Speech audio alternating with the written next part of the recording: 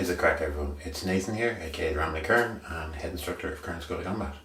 So first off, big thank you to everyone for all of the support. Finally reached the goal of 1,000 subscribers. It's huge and I really can't thank everyone enough for the support. As I mentioned, in order to help me kind of fund some of these projects and some of the future things that I'm going to do over the coming months and years, I've set up a Patreon page. Now at the moment, it's a very small fee. I do plan on offering a lot of stuff on there. I'd like to offer obviously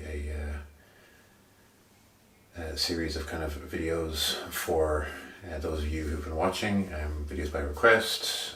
I'd like people to vote on videos, even do one-to-one videos for people who might want to learn a little bit more about Irish martial arts and the sort of things that I teach, as well as just kind of build a bit of community around what I'm doing. So if that interests you, the link you will find down in the description. As I say, it's literally just the cost of a cup of coffee at the moment. For those who start now, I don't plan on turning it up for quite some time. So just once again, huge thank you to everyone. So anyway, today's video is about one of the real chief reasons as to why the faction fights took off. During the 1830s, the faction fights took on a whole new level of violence and a scale which was unseen prior to the time and really after. This kind of happened due to a multitude of reasons, and the more research I've done, the more areas I've kind of found that seem to combine together and seem to have been A, a little bit ignored, and B, a little bit repressed from the overall narrative of it. I genuinely think this is due to a number of reasons. So I'm going to touch on those. So first off, what were the tithe wars? So after the 16th century, so basically the 1500s, which was the period that you will see me depict the Kern, such as my previous hiking video that I mentioned, Henry VIII brought in a series of taxes and laws, basically consolidating the churches in England under the British monarchy's control. And as a result, they didn't have the money coming in and the institutions that were pre-existing for the Roman Catholic Church. Now, the Roman Catholic Church, as many people know, even to this day, is very powerful and has a lot of money. Especially at that time, they were gathering funds, they'd maintain their land and do all sorts of different things with their money. Now, as a result, when the Church of England was being established, they needed money and they needed funds to look after their church, and as a result they had to start collecting tithes. The Roman Catholic Church was doing it at the time, and the English Church slowly started to introduce this. Now in the 1830s there was a law introduced to basically as a maintenance fee for people to look after the Church of Ireland, as it was called at that time, and still is to this day. Now, interestingly, about 75% of the population of Ireland at that time were Roman Catholic. So many of these people were already paying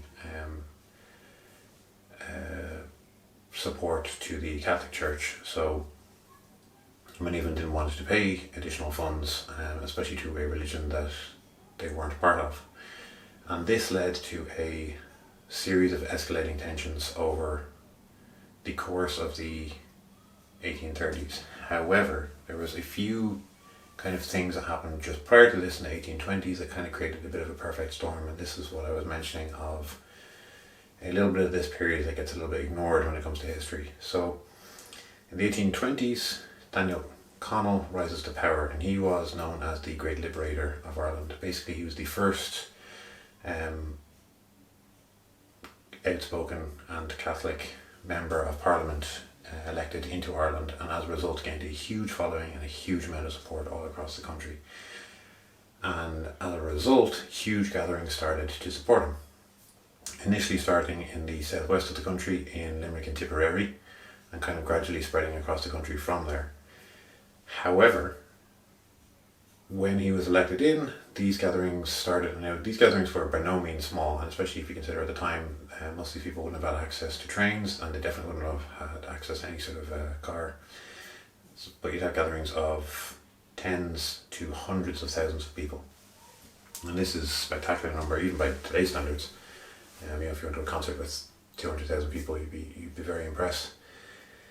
So what happened was, when he was elected in, these gatherings gradually, as you would expect, went down over time and kind of petered out.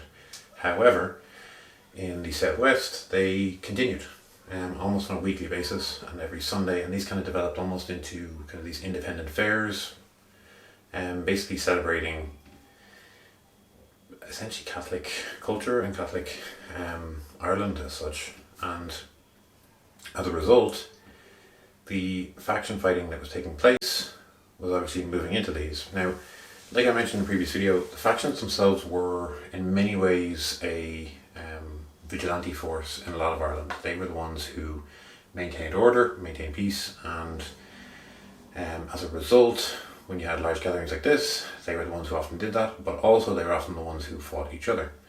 And what began to happen, and which was being noticed even by the Catholic Association itself, was that these factions were both coming to these large gatherings, but also new factions were rising up from this kind of perfect storm to take part in these fairs and gatherings.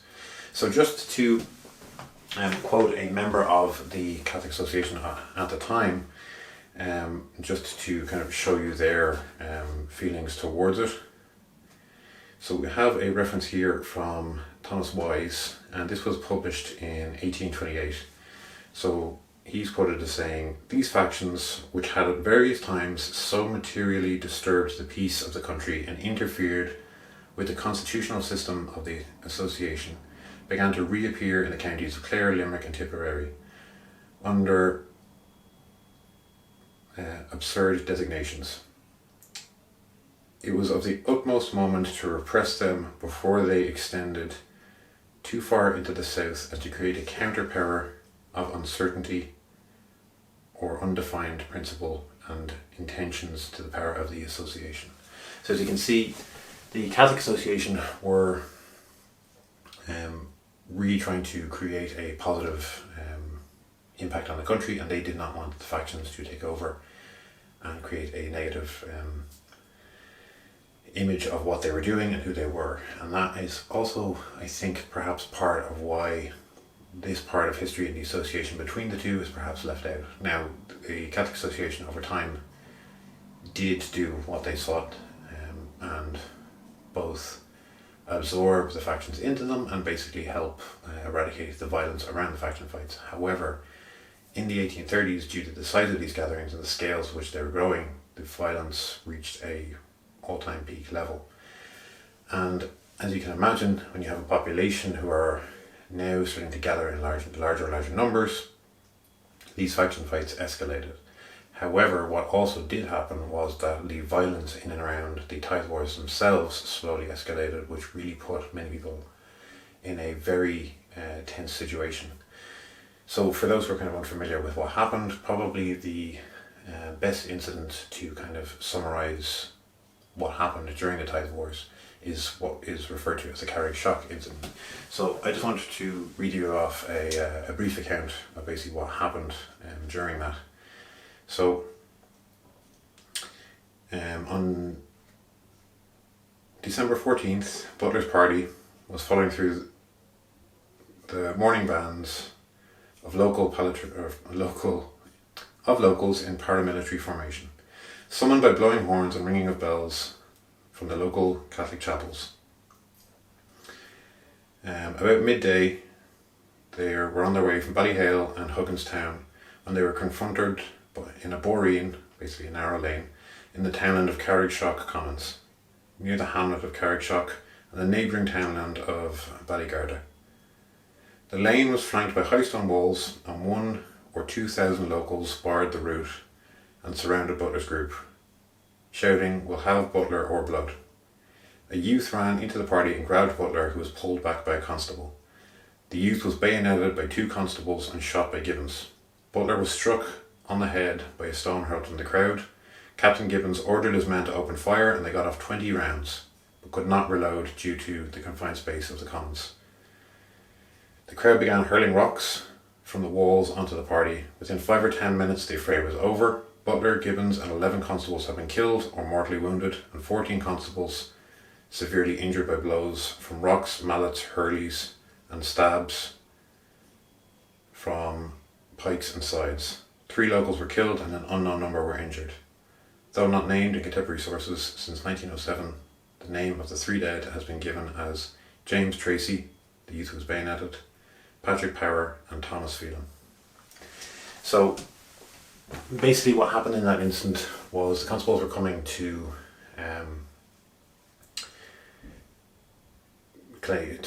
basically claim their tithes, and these were taken in a multitude of different ways. Obviously people didn't have loose cash. Many of these people were agrarian, so sometimes this was taken through crops, sometimes this was taken through cattle, and for obviously the wealthy it was taken through other means, through money or sometimes even property. So to kind of summarise what happened at the end, the powers that be basically decided that it was not worth their time. They were spending, if I forget the exact reference, but I think the quote is they spent a farthing to get a tuppence, and basically it was causing more issue and violence than it was doing anything to solve it.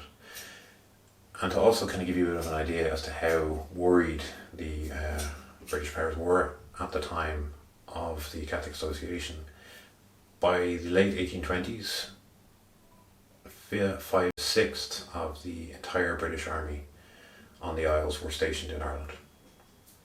So it gives you an idea as to how worried they were about these mass gatherings that were taking place. So just to kind of summarise, these mass gatherings that were taking place after the election of Daniel O'Connell, these kind of created a kind of perfect storm, should I say, that carried through from the late 1820s into the 1830s, which continued to escalate year by year through a series of different reasons. The factions themselves were basically being used both to help stop the claiming of tithes, but also to help keep law and order, and also for other somewhat more nefarious means, as any kind of big organisation like that tends to do.